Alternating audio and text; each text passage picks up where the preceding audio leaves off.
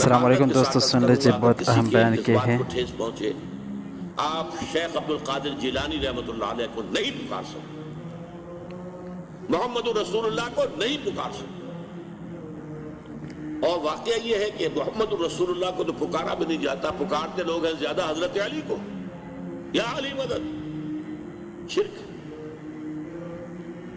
دیکھیے سب سے بات نقطے کی بتا دوں آپ کو، فرشتے کو تو ہم مانتے ہیں نا، لیکن آپ فرشتے سے بھی نہیں کہہ سکتے کہ میرا یہ کام کرو۔